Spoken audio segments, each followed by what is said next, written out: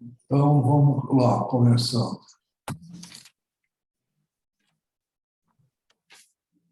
A nossa advertência de sempre.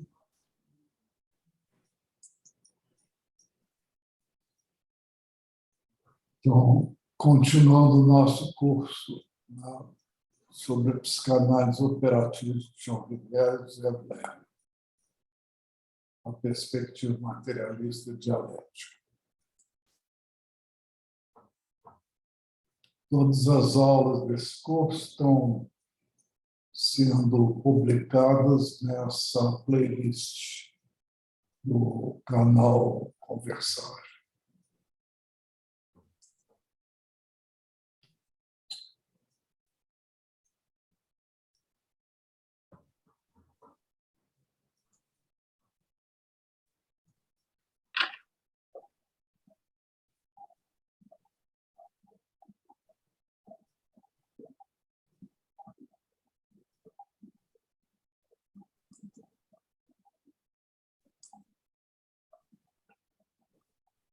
Então, hoje é a nossa 14ª aula. E o tema vai ser as áreas do ego e o conceito de vínculo.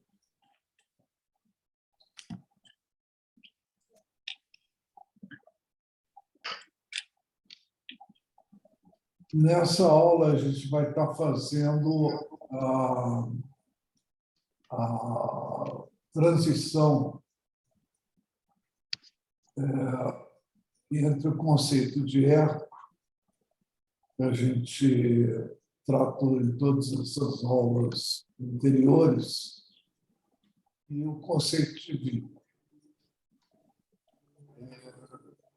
De fato, dá como para falar das áreas do ego se a gente abordar a questão da conduta, como o Blair muito bem postula nesse livro dele que chama Psicologia da Conduta, Artes Médicas, segunda edição, Porto Alegre, 1989.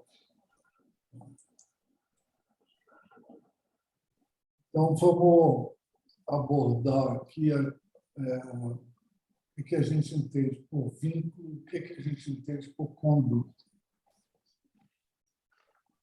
Na verdade, são dois conceitos que se referem ao mesmo fenômeno, de duas perspectivas diferentes. Eu diria que vínculo é um instantâneo da conduta, enquanto conduta é a dinâmica ou dramática, como dizia Pulitzer, do vínculo.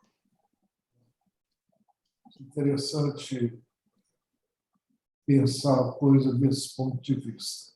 Vocês estão me ouvindo bem? Sim. Sim. Você pode explicar essa coisa? Eu queria ver melhor. Eu queria que você explicasse um pouquinho. Então, eu vou fazer. Acho que ele vai O explicar. que é instantâneo da conduta? Então, vamos entender aqui.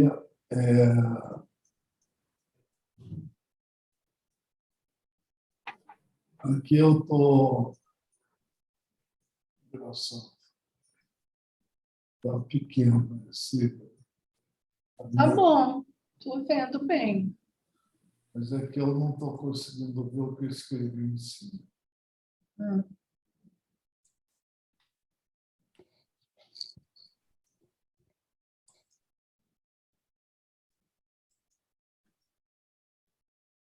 Acho que esse painel de animação aqui está aberto, Marco, aqui do lado.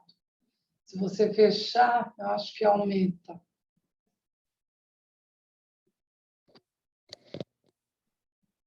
Vamos ver. Quando eu coloco aqui, vai todo.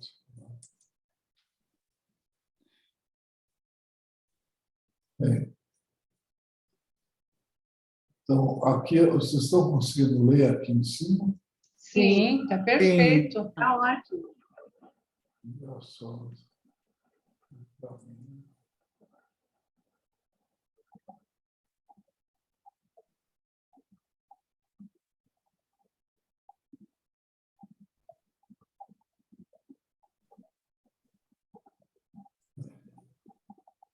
Então, aqui, vamos falar assim, a conduta do ponto de vista do vínculo. Né? Na semana passada, na última aula, né, nós falamos sobre esse conceito de vínculo. Né? E a gente falava, então, que é a relação entre dois corpos, mas implicando três pessoas. Né? E, de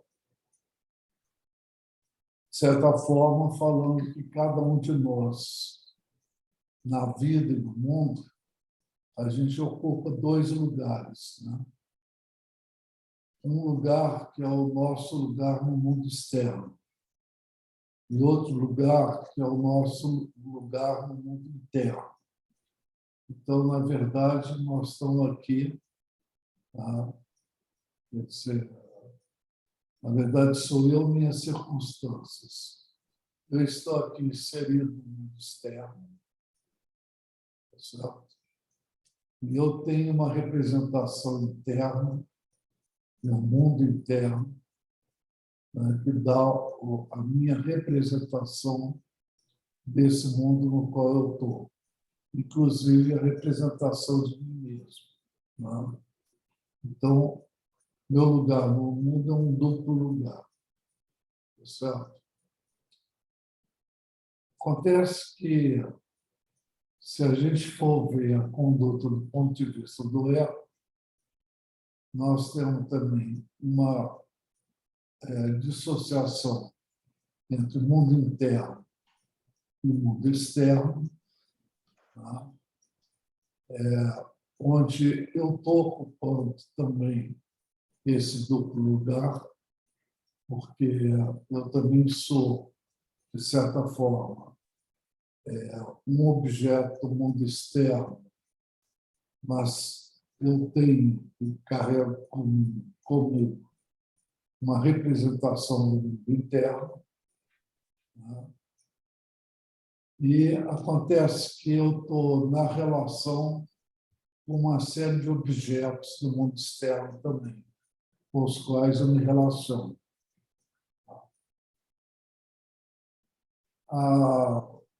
Tem uma coisa muito importante que eu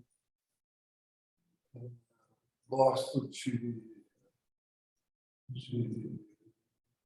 anotar e apontar, é que, assim como do ponto de vista biológico, nós temos um metabolismo que nos faz ter um catabolismo e um anabolismo, né?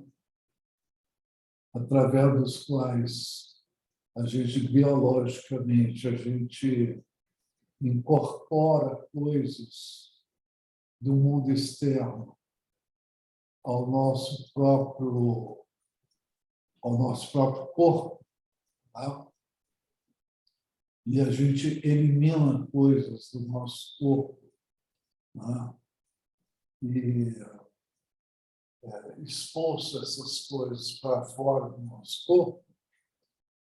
Do ponto de vista psíquico, a gente também tem um processo metabólico, onde, para nós nos constituirmos nós mesmos, não, nós absorvemos representações dos objetos do mundo externo, não, e incorporando eles de uma forma mais interna ou mais externa, e chegamos mesmo a expulsar da nossa representação interna determinados objetos que a gente vê no mundo externo. Então, essa nossa relação, do ponto de vista do nosso ego, com os objetos do mundo externo, é uma relação metabólica, vamos dizer assim. Isso está no 3 aí, né, Marco? Objetos do mundo externo faz parte do terceiro, do eco. Depende.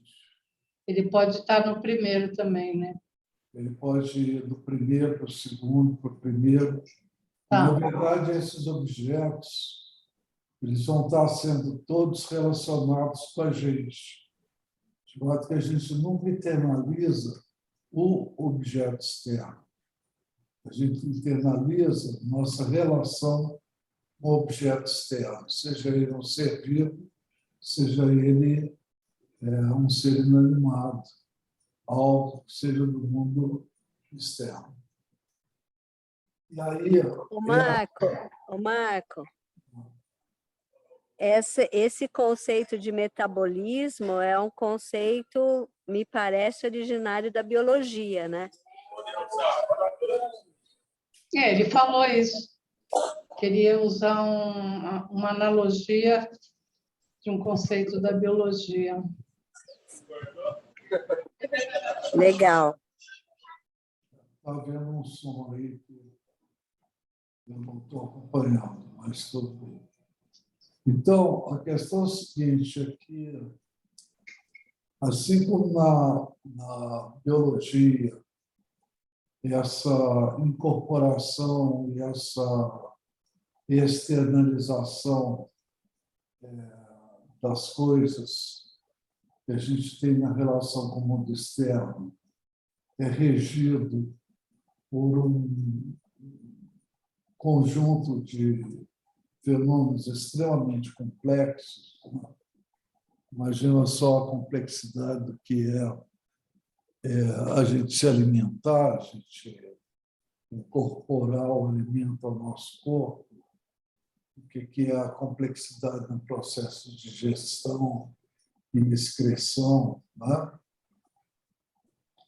Nessa relação entre o mundo interno e o mundo externo, o grande processo se dá pelo montante de ansiedades que vão estar presentes nisso. Então, nós vamos estar representando esses objetos segundo a tensão e segundo a ansiedade que isso mobiliza, e nós vamos incorporar alguns objetos naquilo que o Blair chamava de área 3, que é o mundo. Outros objetos a gente vai estar incorporando na área 2, que é o corpo, e outros objetos, principalmente nós mesmos, nós vamos estar incorporando na área 1, que é a nossa área da mente. Da mesma forma, nós vamos estar tentando, em alguns momentos, expulsar tanto coisas que a gente localiza na área 3, quanto coisas que a gente localiza na área 2, quanto coisas que a gente localiza na área 1. Tá? E, conforme o montante de ansiedades, a gente vai ter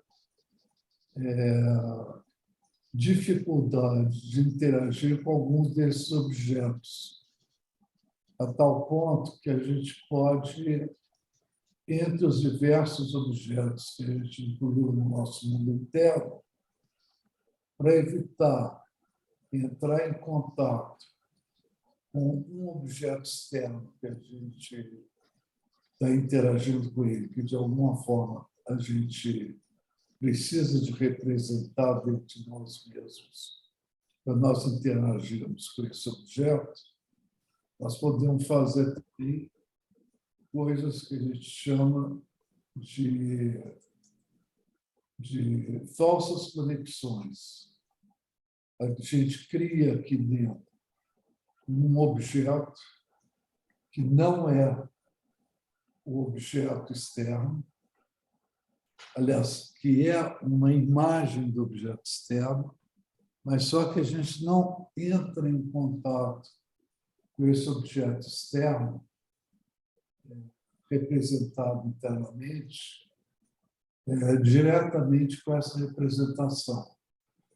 A gente pode escolher um outro objeto e a gente interage no nosso mundo interno com um outro objeto que, de alguma forma, a gente liga com a representação do objeto externo com o qual a gente está atualmente representado. Marco, só uma coisinha. Esse objeto do mundo externo pode ser pessoas também? Ou essa é outra? Pessoas, coisas. Tá? Depende, vamos dizer, muito da condição traumática que, na nossa história, nos liga com aquele objeto. Então, onde o Pichon diz que houve um estancamento da aprendizagem, da forma que a gente não consegue interagir com esse objeto em si, e a gente escolhe um outro objeto para lidar com eles. Né? Entendeu? Por exemplo, é muito interessante quando o Zé Paulo, hoje no início da aula, ele começa a falar que ele teve 2 pais, né? E quando vocês perguntam, então, se ele teve um padrasto, ele não aceita a denominação de padrasto por pai adotivo que ele teve. Ele chama esse pai adotivo de pai. Tá? E, no máximo, ele designa ele como pai adotivo. Por quê? Porque padrasto, na língua portuguesa, está carregado de uma conotação negativa. Né? Então, diferente do francês, por exemplo, que em francês o padrasto vai ser o beau-père. Né? Às vezes, em francês, quando eu me refiro ao padrasto, eu me refiro ao pai bonito. Bastante diferente,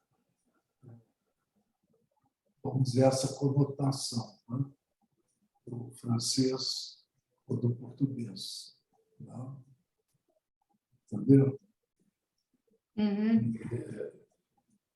E aí a representação interna que o Zé Paulo traz do pai adotivo é bastante diferente da representação interna que vocês trazem do padrasto. Tá? Ok? E, aliás, o pai biológico, né, é um pai com o qual o Zé Paulo, no caso, vamos dizer, teve menos introjeção dessa figura. Né? Decorrente de toda a história de vida pela qual ele passou. Isso mostra também que a palavra, né, ela tem um peso, não só os objetos, né? A palavra é quase um objeto. É um objeto. É um objeto. Eu confirmo. O meu pai foi o pai que me criou. Como é que é? Toda a imagem de pai que eu tenho é dele. E no curso da vida, aprendi a diferenciar bem o que eu chamo de pai, que é o pai que me criou. E o pai genético, eu aprendi também a ter respeito por ele, pela história dele, pelo modo como ele se relacionou no passado com a minha mãe. Mantenho num grau de alto respeito também. Quando eu me refiro a ele, eu me refiro ao pai genético. E até porque você é 50% ele, né? Oi? Você é 50% ele, né? Geneticamente falando. É verdade. Nesse contexto, eu desenvolvi por ele também uma noção de respeito, de compreensão, né? De não revolta. Tem uma irmã que é filha dele, com a qual eu tenho um relacionamento muito bom. Isso, claro, é o resumo, o resultado de uma história, né? Muito longa, de 66 anos. É isso que eu gostaria de ressaltar. Porque, na verdade, esses objetos internos que estão representando esses objetos do nosso mundo externo, eles não vão estar representados isoladamente no ego. Essa é uma diferença, por exemplo, fundamental do pensamento do Pichon em relação a Melanie Klein. Porque, para Melanie Klein, esse mundo interno é uma assembleia dos objetos internos. Enquanto, para Pichon, esse mundo interno é a assembleia dos vínculos internalizados. E isso colocado na dinâmica das interações, nós vamos estar falando, então, de uma mobilidade, de uma intensa internalização e externalização que vão constituindo essas três áreas. Né? A área da mente, que é aquilo que é a área onde nós estamos internalizando os nossos vínculos conosco mesmo. Né? A área do corpo, que é a interação que a gente tem com o corpo, com mão, pé, cabeça, boca, barriga, e as dores, uma série de outras questões. Né? E, de outro lado, o mundo, que são os objetos que estão aí. Né? É a piscina, que o Zé Paulo falou imediatamente do prazer que ele tem de nadar, né? E que ele gosta de nadar, então ele faz uma interação direta entre mente, corpo e mundo. Está vendo aqui como é que a coisa é complexa? Né?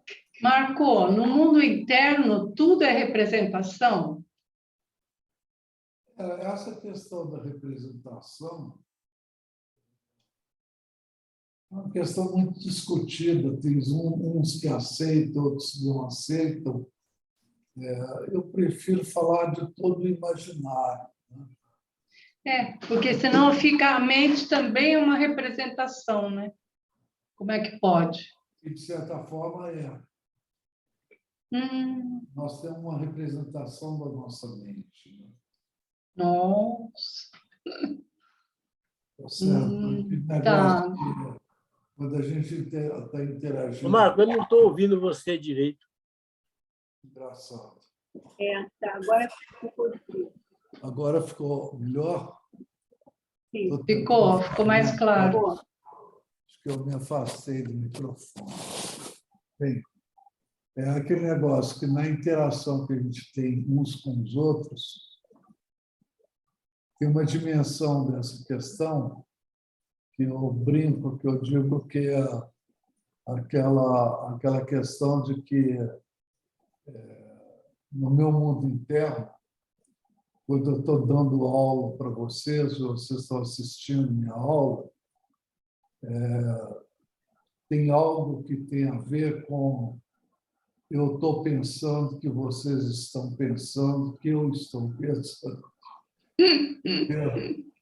Uma dimensão aí onde tudo isso se mistura. E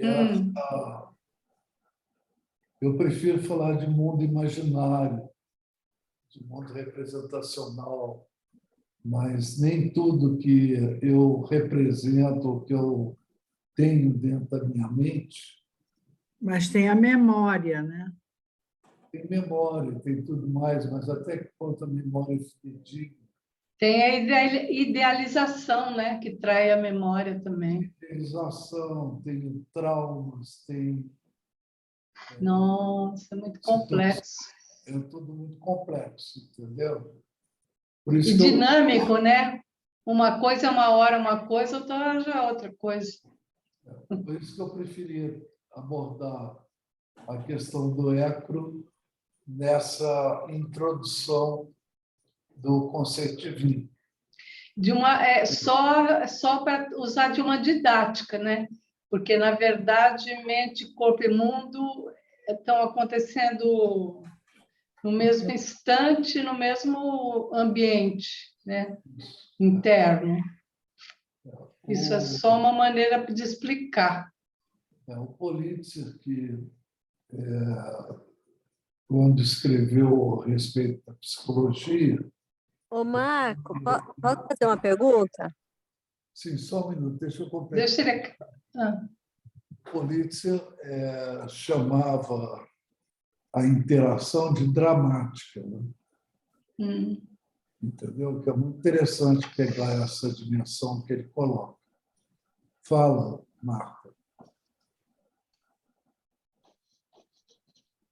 Esse mundo que é a área 3, inclui tanto vínculos internos como externos? Não, uma coisa são as coisas do mundo externo, que eu chamaria do mundo real, o mundo da realidade. Né? E outra coisa são o modo como eu represento, como eu vejo, como eu escuto, como eu sinto esses objetos dentro de mim. Então, a área 3 é mundo externo. É a minha representação do mundo externo. Se é a minha representação do mundo externo, é o estabelecimento de vínculos internos que eu estabeleço com os vínculos externos. A relação que eu vou fazer dentro de mim com aquilo que é externo a mim, com o que eu estou interagindo. Perfeito. Certo? Mas toma cuidado, porque eu posso estar representando no meu ecro e na minha área 3, eu posso estar representando coisas que não existem no mundo externo.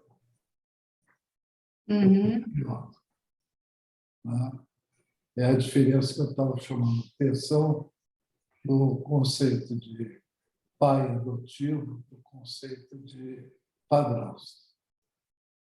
Quer dizer, vocês não vão ver um pai adotivo da mesma forma que o Zé Paulo. Entendeu? Não entendi, Marco. Eu não entendi, assim, as suas palavras. Né? O som está ruim para mim aqui, eu não sei por quê. Poderia, por favor, repetir? Eu estou dizendo que as outras pessoas nesse grupo não vão estar jamais representando no ecro delas um pai adotivo como você representa. Entendeu? Pela natureza da história sua, da sua relação com o seu pai adotivo, né? E assim o processo todo. Tem todo um conjunto de fatores, de relações familiares, de momentos vividos, enfim, de uma série de coisas, né, que, no seu mundo interno, dão uma conotação à ideia de pai adotivo que é diferente do comum das pessoas. Tem lógica. Claro. Bem, Bem interessante, né? Muito interessante. tá certo? É uma interessante esses dados. Vamos conversar sobre isso, porque eu acho que já tem material suficiente para uma boa reunião de grupo. Interessante. Bom, para mim foi até uma agradável surpresa o diálogo a partir do que a Marta começou a falar do pai dela e eu comecei a falar do meu. E quando eu falo pai, é o meu pai adotivo, meu pai que me criou, com o qual tem toda uma história, realmente, momentos muito bons, momentos traumáticos, momentos de toda forma com uma evolução. E continua até hoje, não cessou com a morte dele. Eu revejo as nossas lembranças, o que, para mim, é bom. Como eu comentei, depois da morte dele, eu publiquei um poema no livro da história da nossa cidade interiorana, relatando fatos relevantes da vida dele e do relacionamento com a família, portanto, comigo. Então,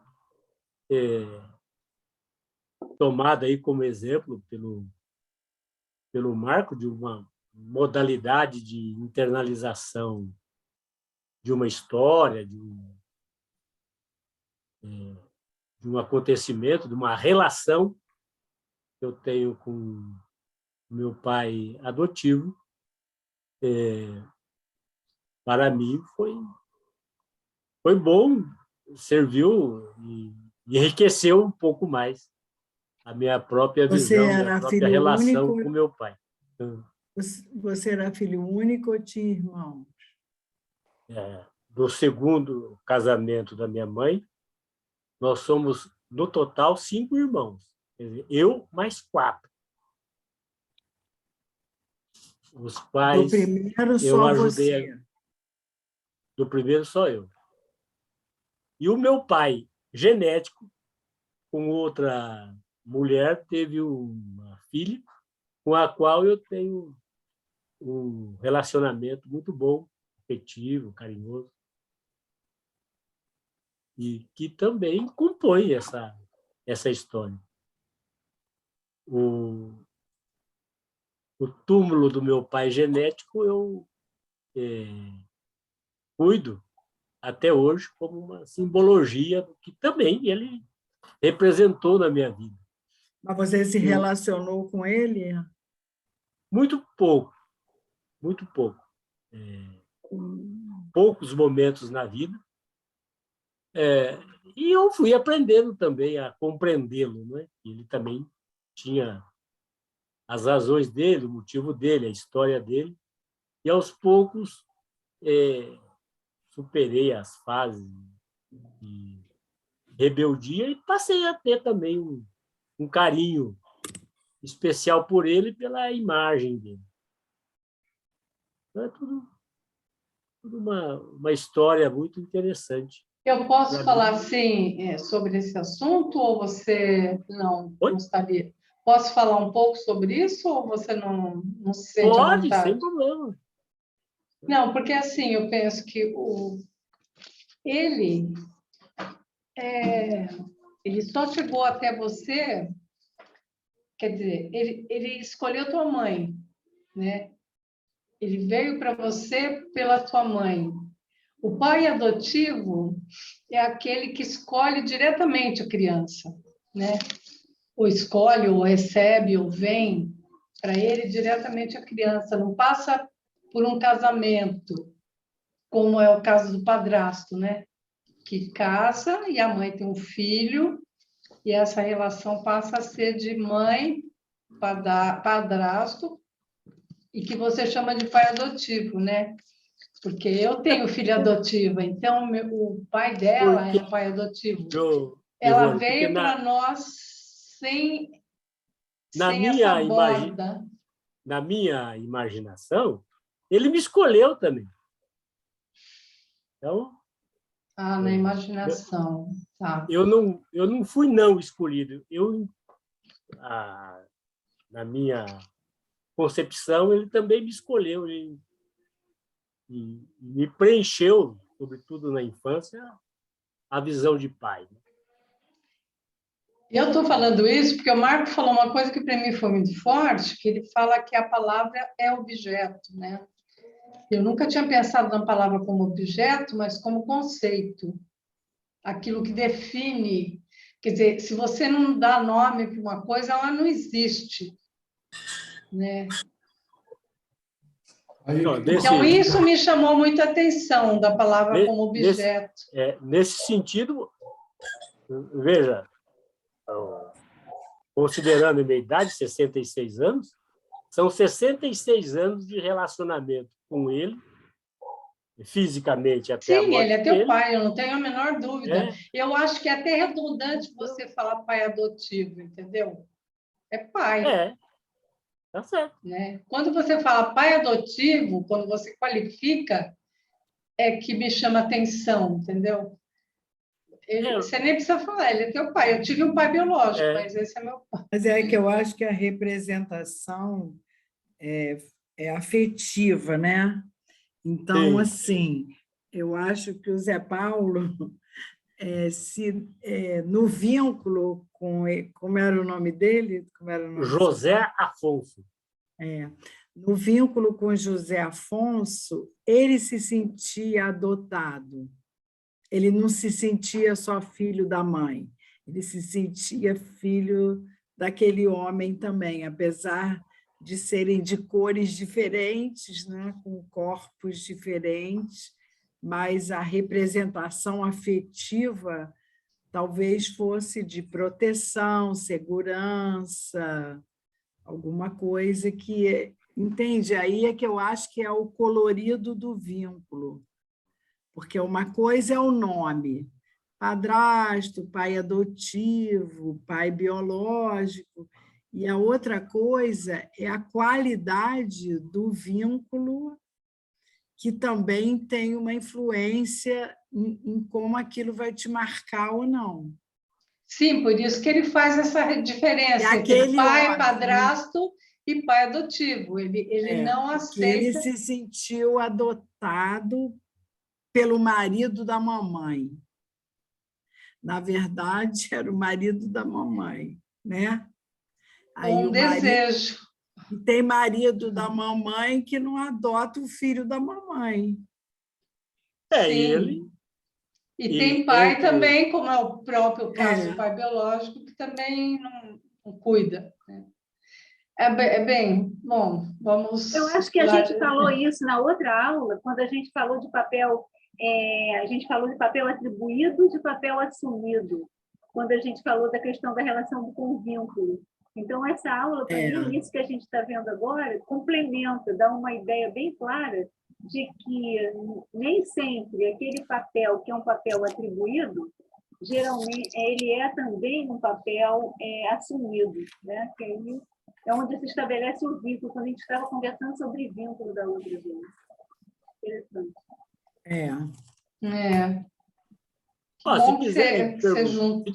Se quiserem perguntar algo para mim, podem perguntar, viu? Não, é interessante essa. Eu lido bem com esse assunto. Eu fui aprendendo, né, no curso da vida a lidar bem e gosto muito do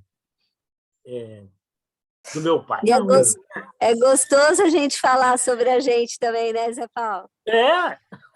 Também. Eu adoro também, adoro. Eu posso fazer uma pergunta para o Marco, gente? Dar uma outra direção? Pode, José Paulo? Claro, sem dúvida.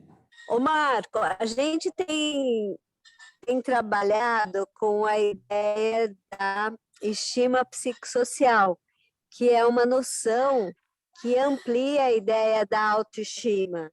A autoestima, na sua origem etimológica, vai dizer de dar valor para si próprio. E a estima psicossocial considera que esse ser humano é um ser psicossocial, ou seja, ele é um ser social. Não dá para separar o indivíduo da sua origem social, né? Ou seja, vem de dois para poder fazer uma argumentação. Nós todos aqui somos originários de um homem e de uma mulher. E a partir dessa ideia básica de estima psicossocial, a gente trabalha inspirada nas três ideias das áreas da expressão da conduta do Pichon, mente, corpo e mundo externo. A gente trabalha com a ideia, na verdade, com a praxis da mente, corpo e vínculo externo e interno. Então, eu, na verdade, queria ver se você valida, e o grupo também, essa ideia de que, para a gente poder pensar a existência aqui agora, nós temos três áreas: o corpo, a mente e os vínculos. Tanto eu comigo, como eu com os outros. O que você acha dessa perspectiva da noção da estima psicossocial e essa releitura da ideia das três áreas do Pichon? Eu acho que você está separando um pouco, sabe? Quer dizer, o Pichon, essa questão do vínculo, não vai estar colocando vínculo externo e vínculo interno, entendeu? O vínculo, de certa forma, ele é fundamentalmente um vínculo interno. A questão vamos dizer, do reconhecimento da estima social, da estima própria, isso vai estar muito inserido no Pichon no conceito de papel, né? Porque qual é o papel que eu desempenho comigo mesmo, internamente comigo mesmo, né? E qual é o papel que eu desempenho quando eu estou na relação com os outros? Como é que eu represento internamente esse meu papel? Tá? Tanto que, para Pichon, status social é a amplitude do exercício do papel. Uma coisa é eu interagir individualmente com cada um de vocês, onde nós vamos estar exercendo papéis recíprocos de um a um. E outra coisa, por exemplo, eu estar aqui dando uma aula, onde eu já estou ampliando, eu estou dando amplitude ao exercício do meu papel. Tá certo? E o que isso representa, inclusive, quando nós exercemos os nossos papéis em relação a outros grupos, a outras situações, em outros momentos, né? E como é que isso pode se ampliar, por exemplo, imagina o que é o Lula na representação dele com ele próprio, na representação dele com a Janja, e na representação dele como candidato à presidência de um partido, uma coalizão de partidos, uma realidade social como um todo. Entendeu? Na verdade, é impossível conhecer o outro. De certa forma, sim, mas de certa forma, não. Você Porque está nem que eu vou falando, saber. Marco, dos... Eu nunca vou conhecer a representação que o outro tem de si próprio, nem de mim. Né? Porque o outro também tem uma representação de si próprio, que é diferente da representação que eu tenho dele. Né? Mas tem que ter um núcleo, porque senão é uma coisa completamente Você não faz esquizo. contato. Não faz razão, Marcela. contato. Hã? Oi, Marta. O Pichon tinha uma frase. Você tem razão, eu concordo com você, Márcia. Se essa representação que eu tenho de você e você tem de mim é tão diferente, pode causar uma relação muito esquizofrênica. Tem que Claro. Mas eu estou falando que a própria pessoa tem uma representação de si.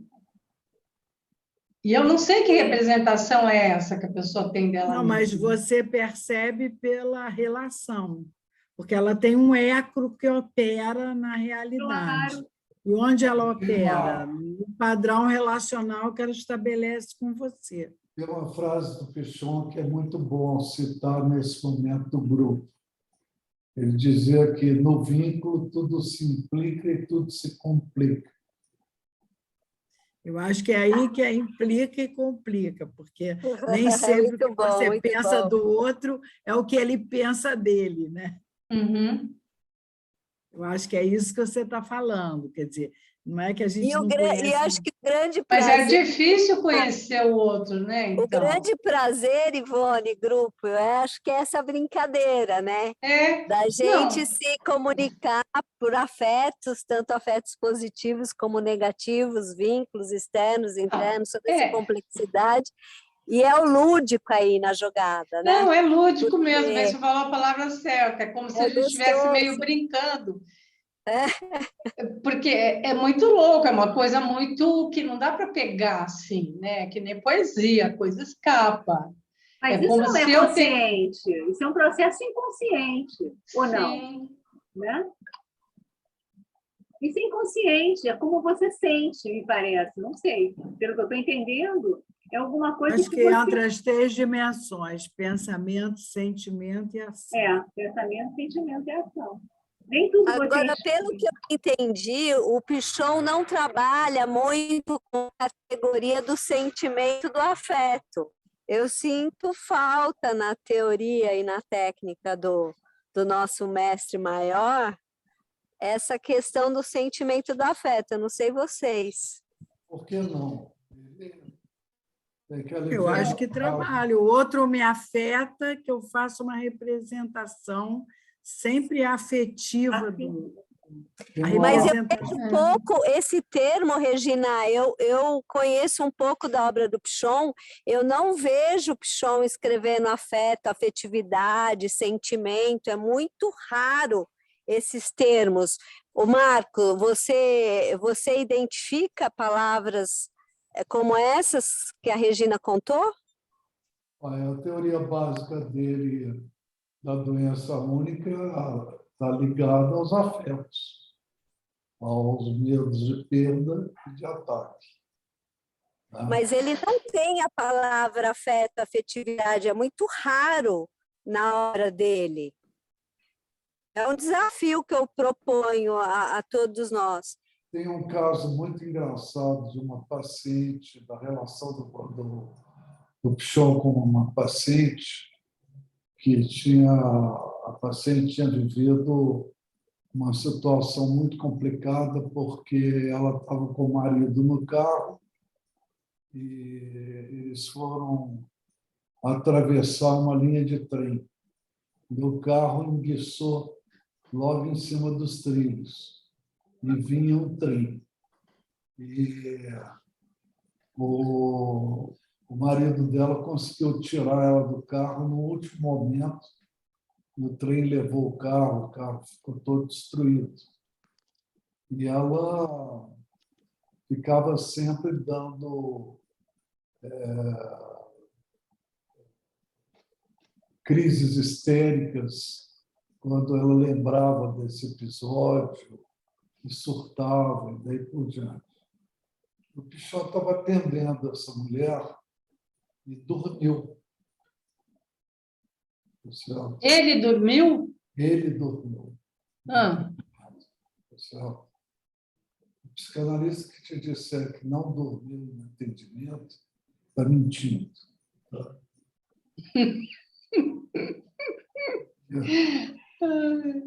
Então, acontece que no meio da sessão ela fala alguma coisa ligada ao trem, né?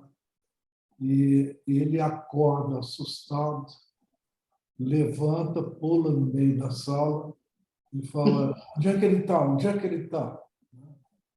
Assim, assustado, como se tivesse saído de um pesadelo. E o que aconteceu? A mulher curou.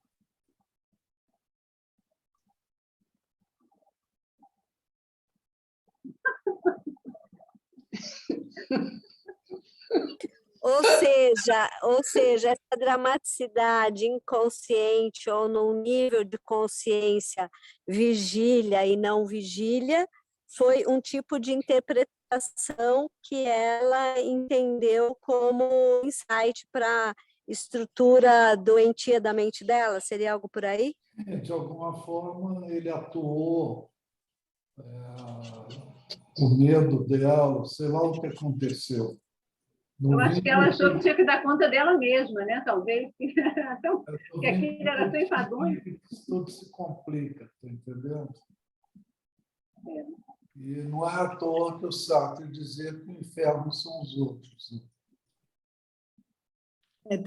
Tem uma coisa, né, dessa dramaticidade, não sei, né, que talvez ele tenha encarnado sem querer, né, até pelo susto de ser acordado, representado o medo dela. E aí ela entendeu que ela estava sempre assim: cadê o trem? Cadê o trem? Cadê o trem? De repente tinha alguém, que é a coisa do psicodrama, né? O psicodrama é uma técnica terapêutica onde você vê alguma coisa no outro, né? Vê alguma coisa sua, você fala daquilo e o outro representa. Né? Mas é intencional, né, Regina? É intencional. Ele não, ele dormiu e não foi intencional. Foi aquela coisa, o acaso me ajuda quando eu estou distraído. Né? São as de qualquer maneira, talvez ele tivesse ligado, porque se a interação é uma dramática, né? Não, ele dormiu. Não, ele dormiu, mas tinha alguma coisa, ele devia estar com sono. Se o vínculo, se a conduta no vínculo é uma dramática, né? Teve uma dramatização ali da história dela, representada por ele, e que consertou, sei lá, né?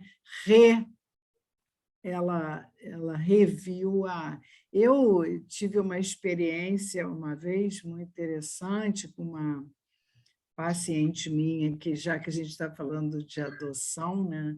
Ela era uma filha adotada e ela sabe qual era o sintoma dela? Ela brigava com a mãe, ela estava com 17 anos, ela brigava com a mãe, que a mãe, quando tomava café, fazia um barulhinho, sabe? Com a boca.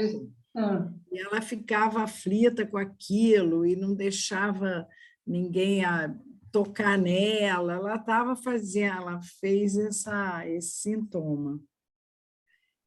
E era uma coisa assim, eu digo, gente, porque é isso, onde está isso, né? Onde está essa representação? O que ela está expressando, né, com isso? E aí eu chamei os pais para saber o que eles sabiam da história dela, né? Ela que te contou isso, não é a mãe que contou.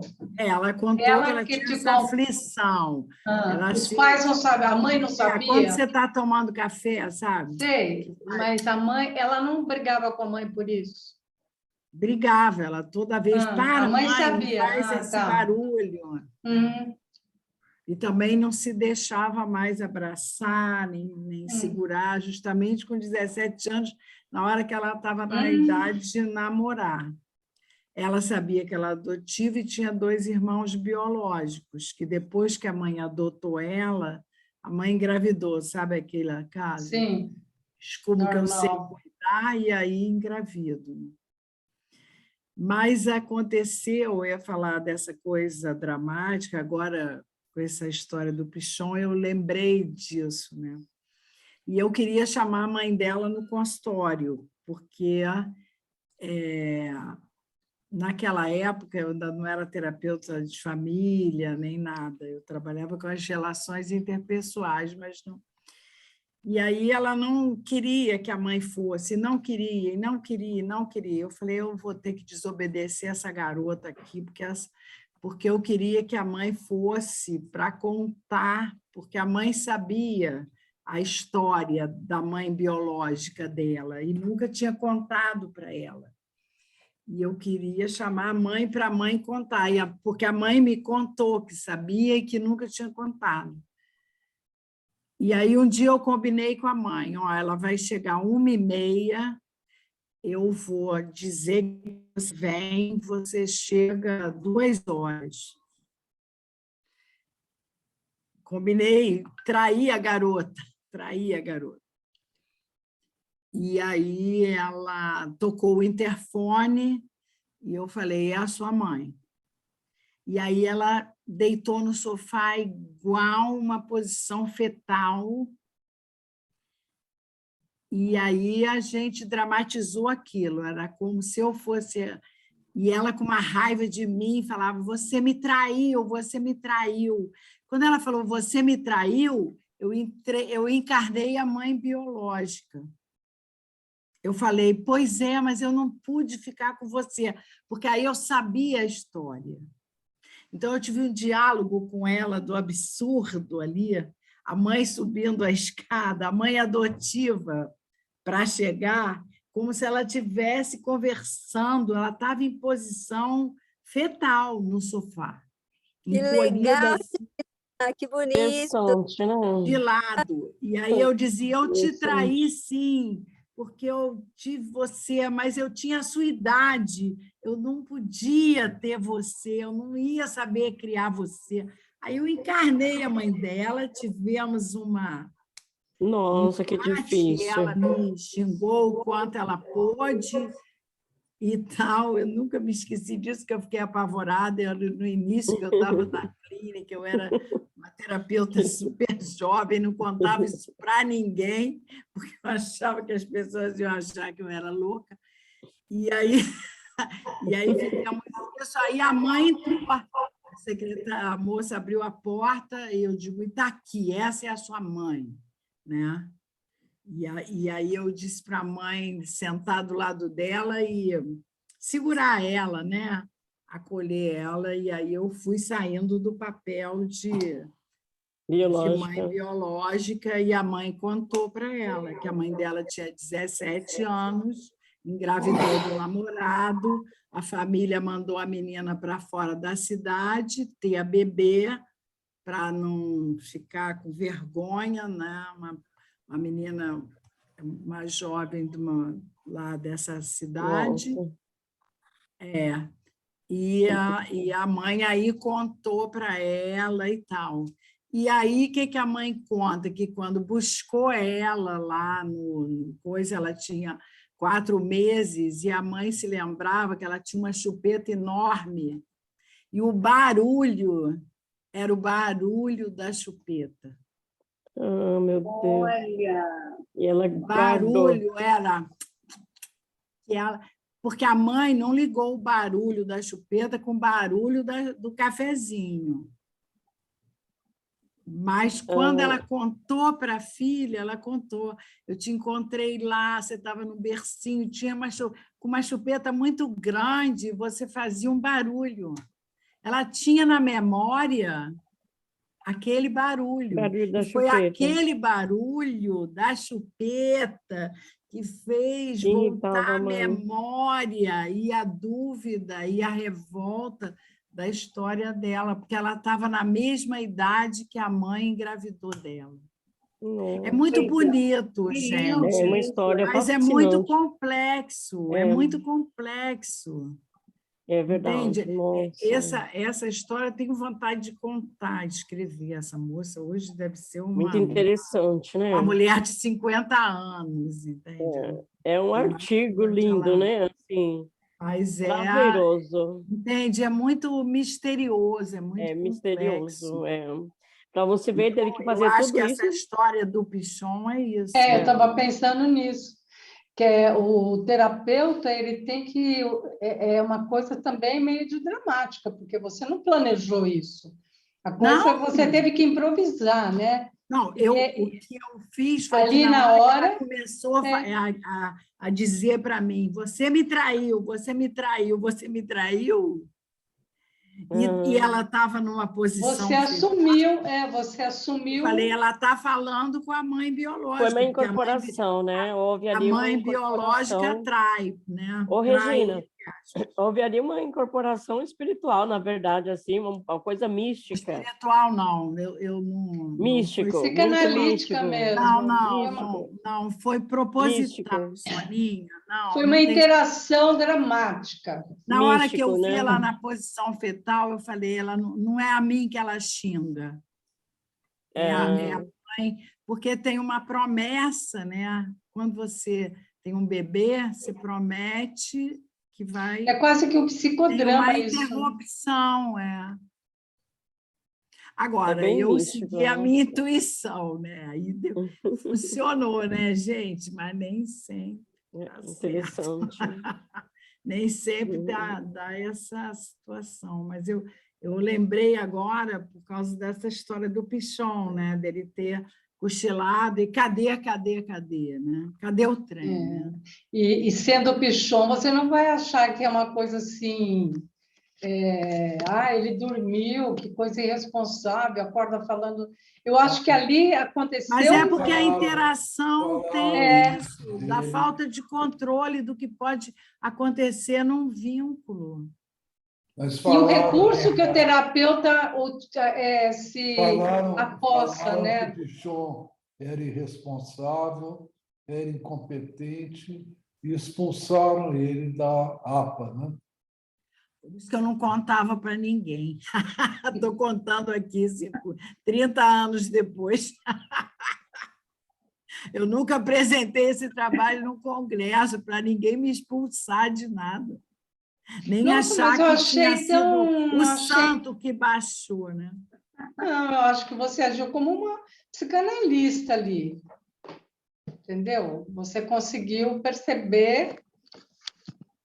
Mas o mais lindo foi a história da chupeta também. Não, consequência disso, entendeu? Se você não tivesse tido essa ação, não teria chegado no motor da coisa, talvez. Né?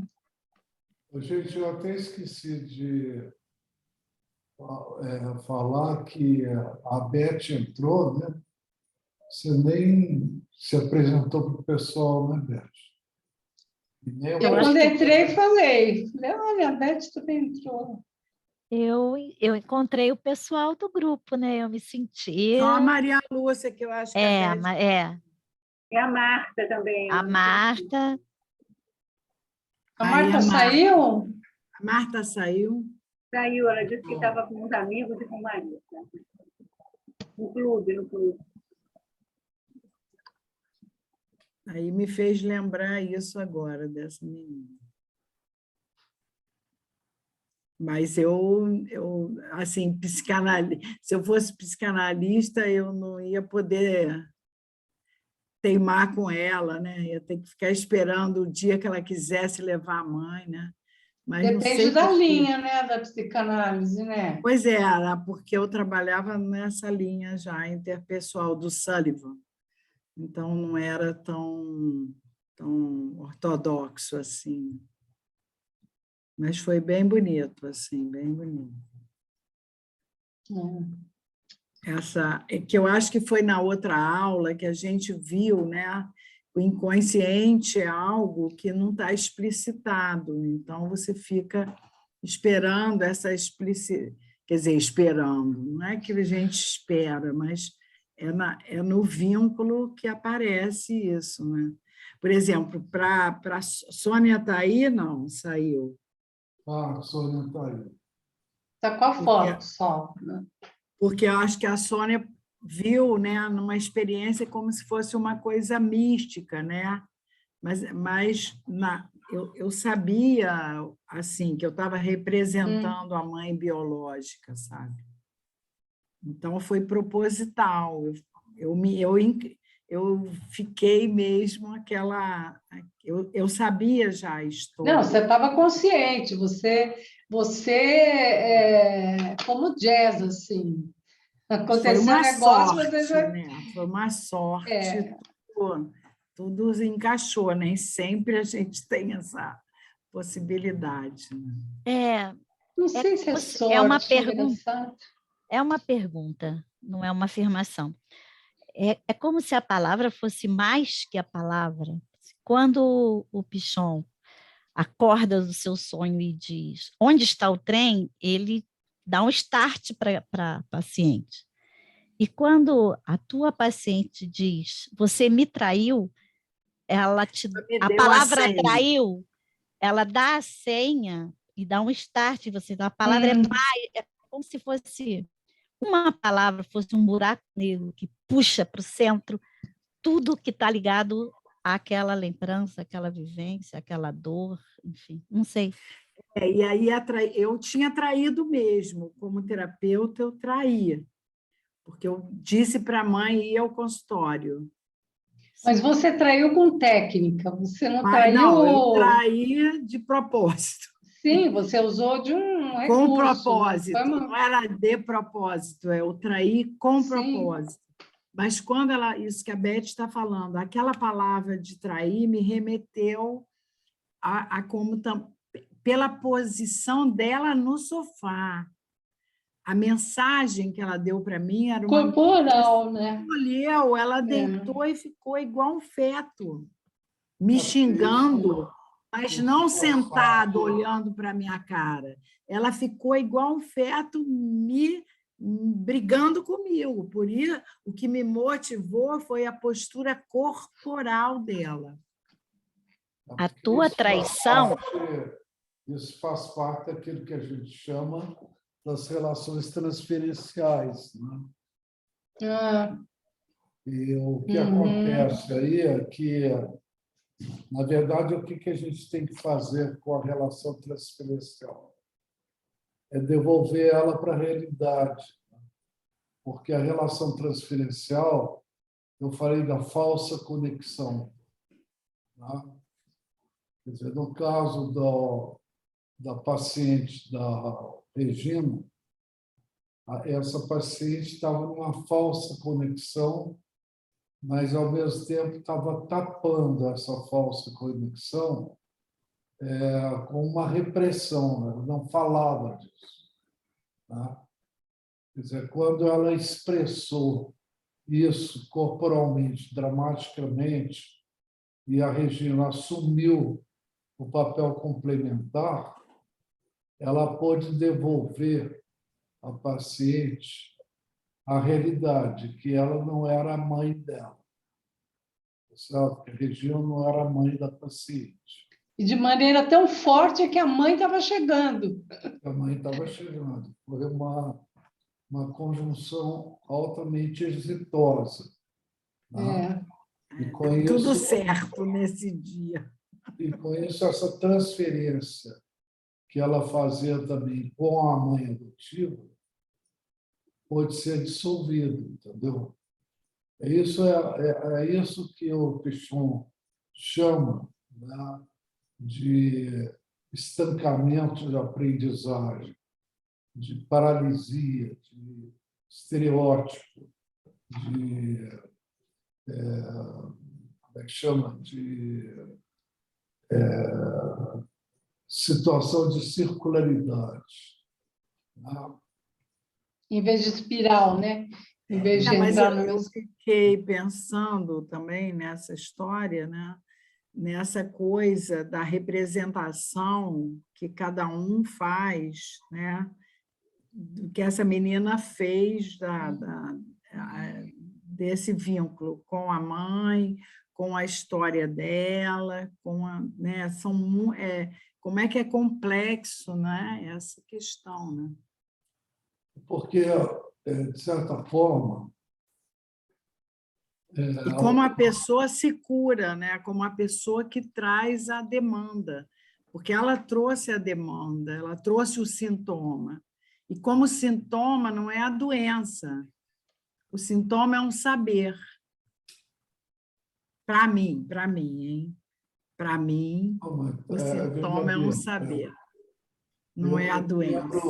Porque muitas vezes a relação terapêutica, isso é o Blair que fala, ela entra numa relação burocrática. O paciente vai ao consultório, vem à sessão, vamos dizer, à distância, naquele horário, fala sempre as mesmas coisas, diz mesmo, repete o comportamento e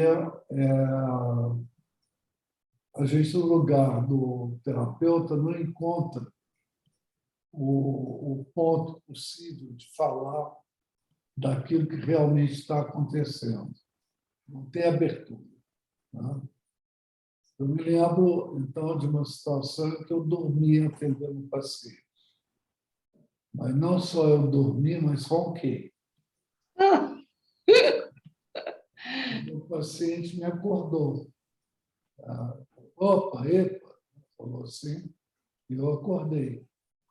Aí ele falou assim, você estava dormindo. Eu falei, você está tão monótono que eu não tinha outro jeito. E foi fundamental para quebrar aquela situação de burocracia que estava acontecendo no processo terapêutico com ele, onde as coisas sempre se repetiam, eram sempre as mesmas coisas. Eu não conseguia uma forma de falar. Meu ronco foi ótimo. Mas o sono e o ronco também é uma comunicação, né? Pois é.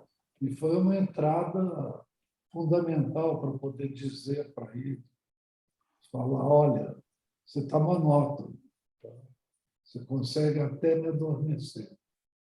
Mas o terapeuta não teria que dizer isso, mesmo sem dormir? Não é a função do terapeuta? Não tinha jeito de dizer. Acho que tem um momento, né? Olha. Mas o ronco não é cansaço, estresse, um sintoma dessas coisas? Mas apareceu ali naquela aqui agora. Você não estava aí quando eu falei, realmente tem situações, Soninha, de momentos do encontro que fica parecendo que é uma coisa mística ou de outra ordem, mas eu acho que é a conexão. Por exemplo, quando o Marco dorme e ronca, eu acho que ele não... Talvez ele tivesse tentado de falar do tédio em outras ocasiões e o paciente não escutou a melhor. E aí a expressão... porque eu trabalho com a visão relacional, então eu acho que o terapeuta está na relação, né? Ele não é um observador da relação, né? Ele Agora, tá tem uma coisa nisso que eu acho. Você não usa divã, né? Eu imagino que na situação do Marco, você eu estava não usando uso divã. Marco, quando você dormiu, você estava numa... Eu já dormi em grupo. Eu sei. Não, mas essa situação você estava usando o divã, não? Estava, mas eu já dormi em grupo. Regina foi testemunha disso. No grupo Dormiu que ela na experiência participava, acumulativa. Dormiu na experiência acumulativa. Sobre o mal-estar da civilização atual. Não foi? Lembra, Newton, que ele cochilou? Está sem som, Newton. Falei que eu lembro, sim. Inesquecível aquela. E o grupo? Como reagiu o grupo? Ficou Quietinho. quieto. ET. Hã? Quietinho. O Olha, grupo de ficou verdade, quieto. eu acho que eu não ia gostar, não, um pouco. Nem Eu um não pouco. gostei, não, mas eu não, mas eu Bom, falei acho que não é depois. bom, não. Mas tudo bem, tem uma explicação, né? Eu não sou terapeuta agora. Como paciente, eu não ia gostar nem um pouco. Eu ia me estou sentir um... fazendo para poder levar o evento até em frente. Estava tão cansado que eu dormi. Ah, tá. Não, eu pergunto dessa coisa É do humano. divã, É humano. porque o divã é uma ferramenta, né? É um instrumento, né?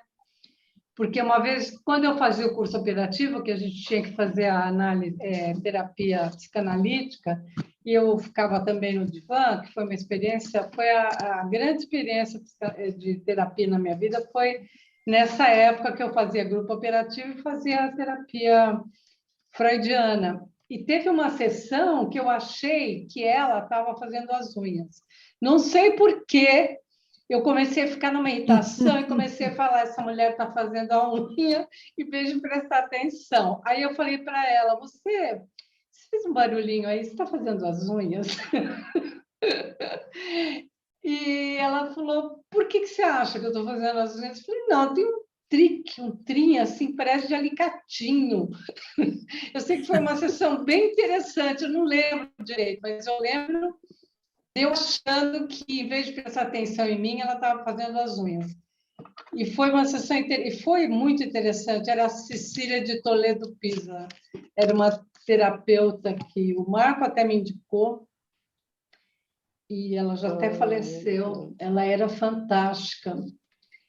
E eu lembro dessa cena, porque o divã tem isso, né? Porque você também faz a tua fantasia do que o cara está fazendo aí atrás.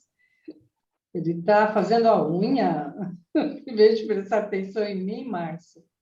Você ia querer ficar olhando para trás. Não, eu ia olhar, com certeza eu ia olhar. Não, eu nem me mexia, eu ficava dura naquele sofá, que eu nem me mexia. Porque você não pode se mexer. Não, no começo eu ficava muito, era muito aterrorizante, eu achava que, não sei o que eu achava, foi uma experiência que durou 3 anos e meio, foi muito intensa, tanto é que até hoje eu tenho internamente coisas dessa terapia que me auxiliam em vários momentos.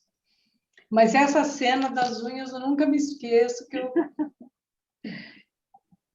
Mas, Ivone, eu achei interessante aquela coisa que você trouxe de até que ponto a gente conhece o outro, né? E até que ponto tenha o outro, a representação do outro, porque tem o que o outro pensa que ele é, o que a gente pensa que o outro é e o que ele é realmente. Então, e será que ele sabe? Porque ele também tem uma representação. Muitas vezes não. Pois é, como é difícil se conhecer, gente. E conhecer, se é difícil se conhecer, imagina conhecer o outro. Agora, quando vocês estão falando isso, eu me lembrei, a Beth deve lembrar disso também. Nós tivemos uma experiência com o Bual, com o Teatro do Oprimido. A gente trabalhava avaliação na escola, avaliação de projeto, avaliação de trabalho com os professores. A gente trabalhava com esse psicodrama, com o Teatro do Oprimido. Era muito interessante. Nossa, muito, deve ter sido uma experiência. Muito. Vocês levavam as demandas? Não, ele ia à escola. Ele ia à escola. Ele Mas trabalhava com os o grupo, professores? Com os Não. professores, com os professores. Nós fazíamos uma reunião de professores de avaliação a partir da proposta do teatro do oprimido. Muito interessante, porque no que você se coloca no lugar da situação que você está discutindo ou evidenciando, né, qualquer um pode assumir aquele papel e conversar sobre aquilo. Então, você também vê a sua visão através das outras pessoas, do olhar das outras pessoas, da percepção das outras pessoas. Saiu um Quando projeto foi incrível. isso, Márcia? Quando foi isso? É Que muito ano foi isso, interessante, Beth? 80 e Márcia. poucos, né? É, Você entre tem- 80 e 90. né? Anos Entre 80 e 90, né? 80 e Foram... 90. A A gente fez... coordenava, a Nossa, gente que época coordenava louca. Eu os usei, eu professores. cheguei a usar Sala de aula. em sala de aula dentro da Cidade de Deus. Foi muito interessante essa experiência. Com os alunos? Sim, Com os em alunos. situações com alunos. Avaliação? Avaliação? Não. Se a turma estivesse numa dinâmica, uma agressividade muito violenta, que estivesse interferindo Como que muito nas é, aulas, Elizabeth? você dá uma situação, você põe o grupo em círculo e você dá uma determinada situação, uma situação inicial só. Entra quem quiser. A partir daquela situação inicial, os outros alunos vão entrando, interferindo. Ele bate palma e entra. Ele entra naquela situação. Há 2 alunos discutindo, por exemplo, assim, falando sobre a própria aula, sobre a escola é chata, a escola não é chata. Aí o outro entra e dá a sua opinião. E assim a história vai se formando e Interessante. participa quem... Em uma avaliação de escola era interessante também, porque todos entravam, até como papel de coordenador, como papel do professor. Então, era um olhar e uma discussão, mas entrando na fala do outro, a partir do que o outro parava, você interrompia ali e você apresentava uma solução. Sempre a ideia é interromper para apresentar... Quem bate palma e entra para trazer uma solução? Quem quer entrar. Se é para trazer uma solução? Para trazer um novo olhar, uma solução ou uma proposta. Ou uma mudança. Mas ali no caso dos alunos, se a discussão fosse num crescendo, havia um momento que você batia a palma e aquele que entrasse, ele ia entrar para desfazer aquilo, ele ia entrar com uma ideia nova que pudesse desfazer aquele embate que estava sem saída, aparentemente sem saída. Dilemática da coisa. É claro que era uma reunião, aquilo ali é uma coisa que é orientada no sentido de ter intencional, a gente sabia... Então, no teu caso, Beth, você, a professora ficava como diretora de cena, a professora ficava nesse papel do boal, né? No papel do boal, exatamente. Papel do boal. Depois isso pode, a conversa, depois isso pode se transformar até num texto mesmo, numa história, nas possíveis saídas. Depois você pode pedir para que aquele que não entrou, que não quis falar por timidez ou qualquer coisa, ele pode colocar Caiu, a internet da Beth está caindo muito, ela mandou aqui. Então, a gente fez isso e dali, a partir disso surgiu até projeto. Você tirava o projeto de trabalho a partir do que ficou evidenciado ali, da sugestão. Muito legal essa experiência. Eu fiz também um workshop, não com ele, acho que com a Cecília, eu acho que ela trabalhava com ele. Que foi, até eu já contei para vocês que eu cheguei à conclusão da opressão da minha professora de música, que fazia eu só fazer o movimento com a boca, lembra? Uma coisa que eu estou achando... Você ia falar alguma coisa, Marco? Eu estou querendo chamar a atenção que estamos nos últimos 20 minutos. Então, eu preciso falar uma coisa. Fizesse uma rodada. Uma síntese? Tá, então eu vou falar uma coisa, porque está tão interessante esse final de conversa, que desde ontem eu resolvi pegar, como eu trabalhei com livros didáticos muitos anos e trabalhava muito com o manual do professor, E eu era muito dedicada, eu lia muito, eu estudava demais antes de fazer o manual do professor, e sempre me deixava muito assim, entristecida não, mas assim, chateada, vamos dizer, que a gente sabia que os professores não iam ler o manual. E eram manuais feitos com tanta dedicação e com tanto recurso, a editora gastava muito dinheiro com livros didáticos. Então, a gente fazia um trabalho que, se o professor aproveitasse... Aí, ontem, eu falei... pensando também na Soninha, nas dificuldades dela na escola, ontem eu falei, eu vou ler um manual que eu fiz em 2006, que eu trabalhava com... Eu comecei a estudar um pouco a técnica, a ferramenta dos mapas conceituais, e quis fazer um livro do aluno baseado em mapas conceituais e trabalhando com professores mapas conceituais. Então, desde ontem à noite, eu terminei um pouco antes de vir para cá, eu estava terminando um livro que eu fiz há mais de 10 anos atrás, que eu não lembrava mais, e fui ler como se fosse professora mesmo, né? Para ver por que o professor não pega esse material didático, porque tem tanto aprendizado ali.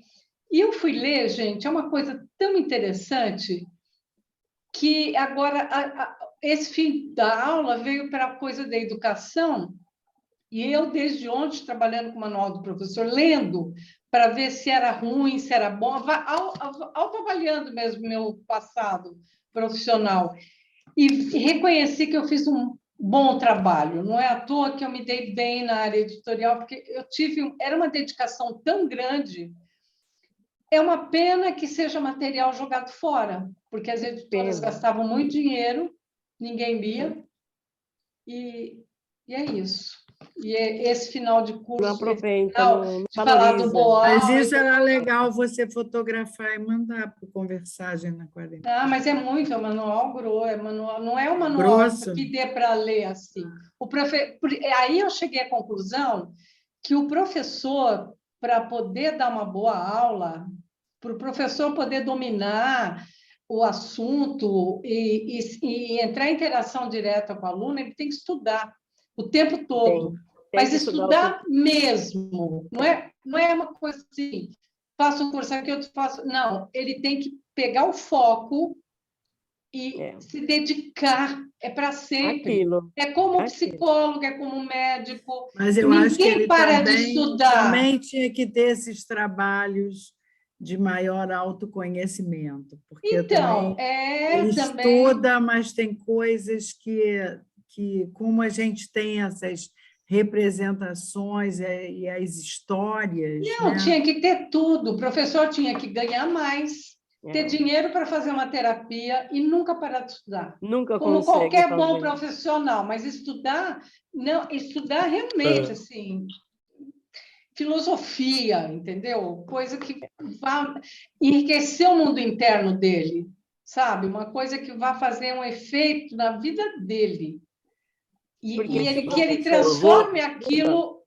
Vou pedir licença que a minha neta está me visitando aqui, já eu volto.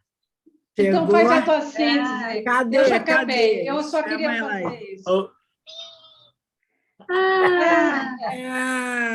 É bonitinha. Olha o papai e a mamãe do lado. Então, vai com a mamadeira. Como ela cresceu, Zé Paulo, aquela pequenininha que você mostrou aí para a gente. Isso. Delícia, Zé Paulo, delícia. Vai lá.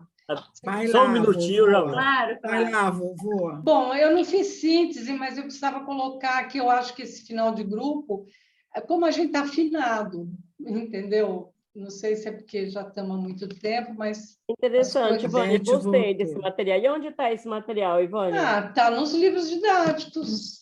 Não, porque eu sei, mas porque, isso é de 2006, é uma coleção de ciências de Fundamental 2, de quinta, oitava, quando ainda era quinta e oitava, não era porque é verdade, o que você fala é verdade, mas 3 acontece vezes. o seguinte, você falou uma palavra muito chave, muito verdadeira, né? Os professores, na verdade, eles ficam ali só naquela graduação que ele tem, e ele não consegue avançar os conhecimentos dele, não consegue fazer não se aprimora, estudo, né? Ainda por conta do quê? Devido, de fato, como colocaram aí, as condições mesmo do professor. Ainda quando o professor é um leque, né? Mas, como você falou, para o professor ser um bom professor mesmo, para dominar de fato, ele tem que estar bem preparado. Quando o professor está bem preparado, seja qualquer situação, ele vai se sair bem. Às vezes não, até o não sair bem, às vezes pode ser um conteúdo para trabalhar, sabe? Tem que ter muito jogo de cintura para enfrentar uma classe de... Tem que ter muito jogo de cintura. E hoje os alunos, eles precisam disso. Eles precisam da diversidade do professor. Eles estão querendo também... O professor é o modelo, né? É o modelo. O professor, queira ou não, ele é o modelo. O aluno está o tempo todo observando. Aí, geralmente, o aluno já chega ali na frente, você já encontra o professor vazio. Você entende? Aborrecido, cansado, o professor puto, vazio. já não gosta aí, disso. Tadinho do aluno, ele acaba ficando vazio também, né? Aí é uma coisa assim, é um raciocínio lógico. Eu adoro quando fala nessas partes assim de estudo, porque bastante tempo eu fico estudando também para poder estar acompanhando a diversidade dos nossos alunos, para estar acompanhando as nossas comunidades, para estar acompanhando o desenvolvimento deles de A a Z. Então, o professor não tem que parar. Eu acho que vocês duas, Ivone e Sônia, estão falando do ecro do professor no vínculo com os alunos, né? Que é esse esquema conceitual referencial com o qual ele opera com um papel determinado de ensino, né? E como que ele representa, o que aquele aluno representa para ele e o que ele representa para aquele aluno. Acho que foi um bom exemplo da síntese da aula de hoje. Você, Ivone, falando da relação professor-aluno e dessa coisa, ou ele tá preenchido também com esse papel e com esse reconhecimento que, para ser professor, ele precisa do aluno, porque senão ele não é professor, não é? Porque você é professor e aluno na relação professor-aluno, não é? Na dramática.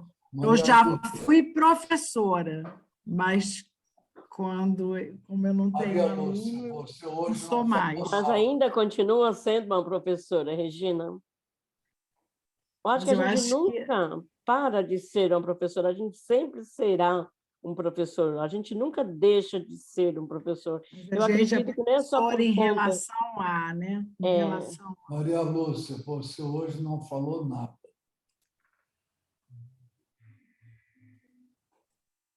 Está fechado o microfone, Maria Lúcia.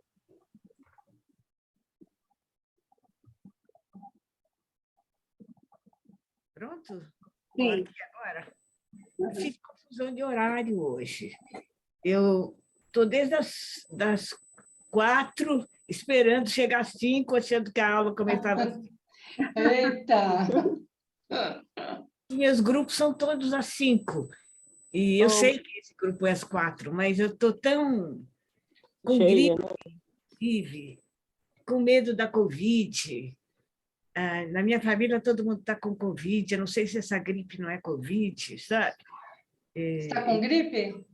É uma gripe forte. Com uma tosse seca.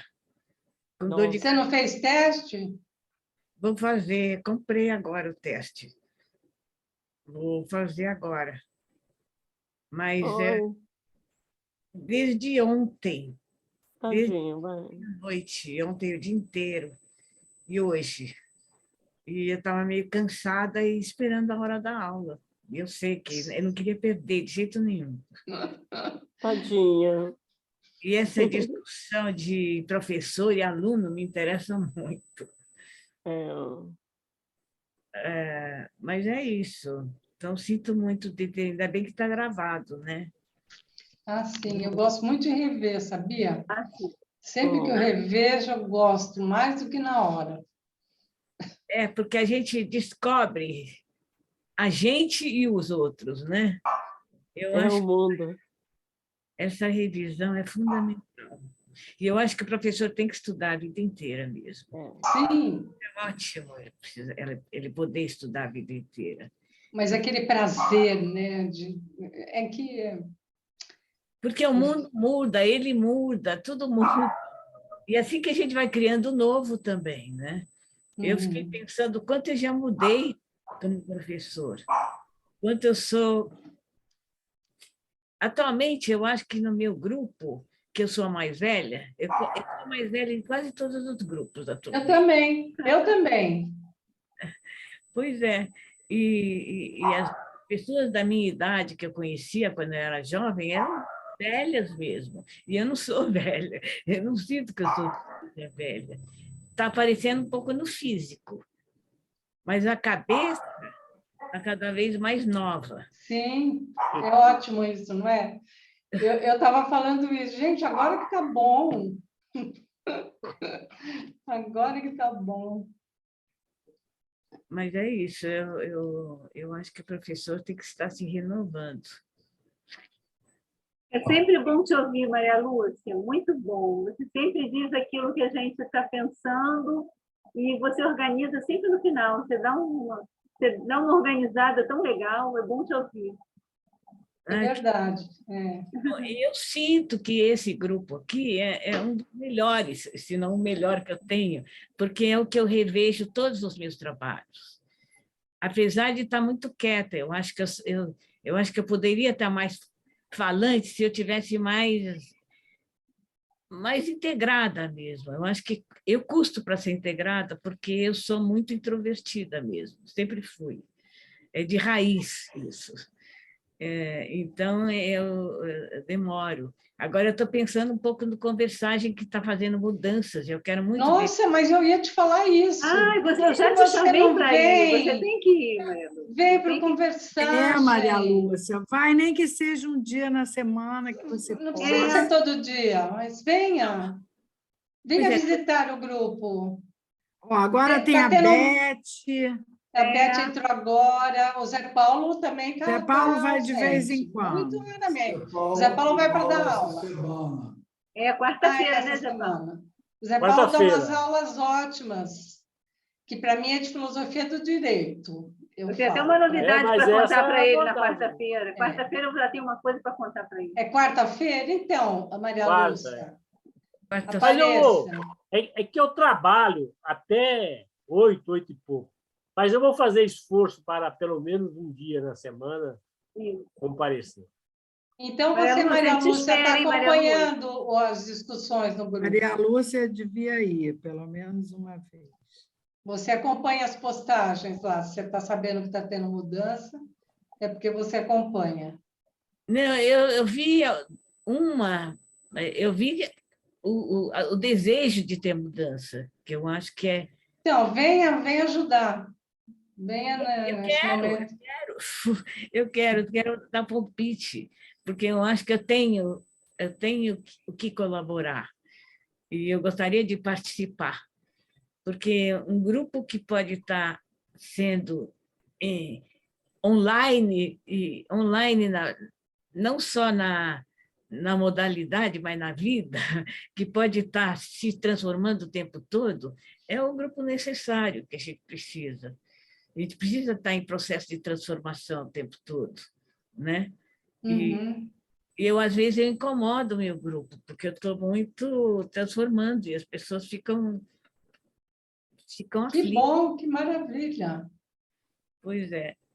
Então, mas aí eu preciso acompanhar também, ele é difícil, às vezes a gente vai perdendo algumas competências do corpo, mas a gente precisa... Eu estou muito ciente que a terceira idade é uma idade muito importante, que não está sendo valorizada.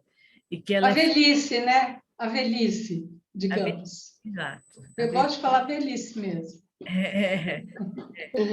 Terceira idade, eu penso assim, a Soninha pode estar, entendeu? 50 anos, entendeu? Acho que depois dos 60 é velhice mesmo. Vou falar a palavra séria. Certo. Não tem preconceito, já que verdade. a palavra é uma coisa, né, que o Marco falou, E outra, gente, vamos falar a é um verdade, né? objeto. Quanta gente inteligente que tem nesse grupo. Esse grupo, de fato, é maravilhoso, né? Só tem fera, eu falo. Só tem fera. É verdade, parabéns para todos, Falar né? alguma Parabéns, coisa parabéns. antes de terminar? Elizabeth. Eu pertenço à tribo da Maria Lúcia, eu custo um pouco a me integrar, mas a Márcia sabe que depois eu nunca mais largo a pessoa, nem o grupo. Mas eu tenho um tempo de integração mesmo, né, Márcia? Eu não sou assim, Márcia? Mas é ótimo, é muito bom É conviver com engraçado você. É que eu muito acho que você bom. está bem integrada, só que tem que falar tanto que a Pois gente é. não dá muito espaço. Eu preciso calar um pouco minha boca. Não. É tão difícil, o grupo.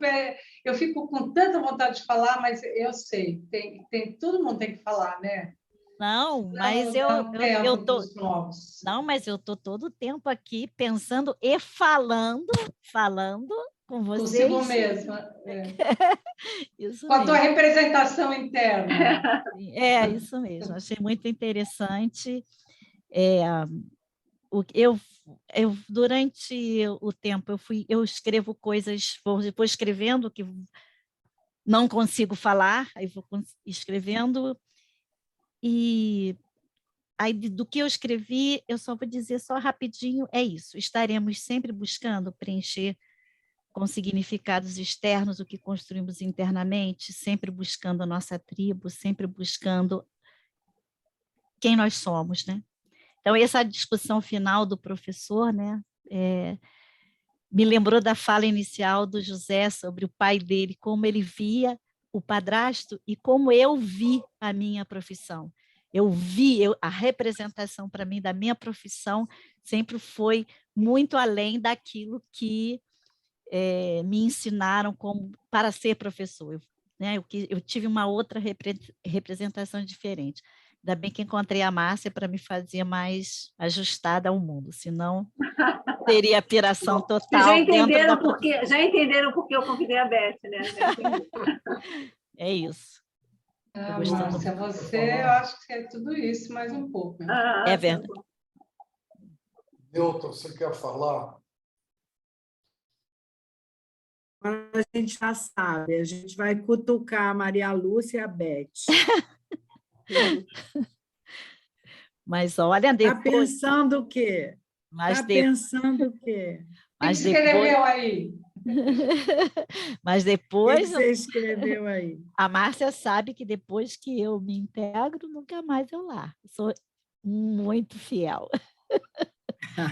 Que bom. Legal. Newton, você quer falar antes da gente terminar? Qual é a manchete, Newton? Não tinha muito para falar, estava até com dificuldade, porque eu estava aqui pensando. O tema foi vínculo e eco. Aí eu estava me perguntando, bom, o que eu aprendi a respeito disso hoje, né? E eu fui vendo como é que, de alguma forma, o grupo foi desenvolvendo esse tema. E eu estou tentando ver onde está vínculo e eco nisso tudo. Eu diria, começou com o Zé Paulo, começou a modo de dizer, né? Quando ele conta a relação dele com o pai, e o Marco vai usar esse exemplo para dar continuidade na aula, né? E aí, a sequência é uma série de inusitados. Vamos supor. Primeiro, o Marco vai falar do Pichon, que dormia em sessão, né? Depois, a Regina vai contar aquela sessão dela, né? Que também, para mim, ficou forte a imagem da adolescente em posição fetal, né? Quer dizer, pensando por que ela adota essa postura, quer dizer, o que isso tem a ver com vínculo, com eco, né? Coisas desse tipo. Na sequência, a Márcia vai lembrar das aulas tendo como referência a Boal, né? São tudo coisas que, eu diria, são inusitadas, né? Fora de controle. Enfim, eu estava aqui pensando por onde se caminhou para se discutir esse tema aí de vínculo e eco. Até na sequência, porque a Ivone vai trazer também o manual para os professores, né? Quer dizer, eu acho que, de alguma forma, a gente falou sobre coisas aos quais nós estamos vinculados e que achou que era importante, nesse momento, estar trazendo isso, né? Parece que foi a forma que a gente conversou ou aprendeu aula sobre vínculo e eco que o Marco colocou. Bem, nossa próxima aula pode ser no dia 16, no dia 23 ou no dia 30. De julho? Vai ter aula, então, em julho, não tem férias. Tá, voltando. Se puder ser dia 16, eu agradeço. Porque... Eu vou pegar dia 11. 11. Eu vou viajar. Vou lá ver a netinha. Quando, Zé Paulo? Quando você vai? Dia 23. 23. Então, o Marco pode marcar para o dia 16. Ou dia 30. 16? E você volta quando, José? No final eu volto dia 9 de agosto. Então, tem que só ter 16 é melhor para mim também. E dia 30, no final do mês? Ele vai estar viajando, Soninha. Ele volta só dia 3. Ixi. Então, não julho sei como tá é para você fazer dia 16, mas eu também não, acho melhor. Mas a minha prevalece turma toda está vindo maioria. aí dia 23, 24. Para mim, tanto faz. Para mim é indiferente. Gente, olha, eu sou complicada também, né? Às vezes eu não estou participando no grupo durante a semana, porque a professora Soninha anda tão cansada, mas tão cansada que vocês nem imaginam. Aí não dá tempo. Aí eu só estou mesmo seguindo só na escrita e falar alguma coisinha lá. Não dá tempo mesmo de estar todo dia.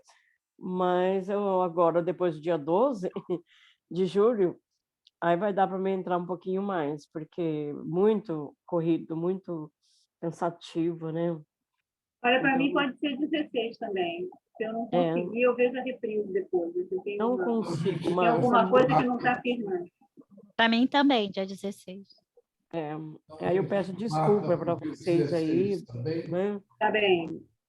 Muita desculpa por não estar presente. Marco, muito obrigada.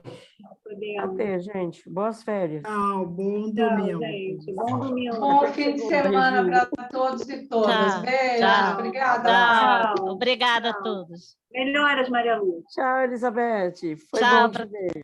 Foi bom conhecer você, Soninha. Tá, prazer. Seja bem-vinda. Obrigada.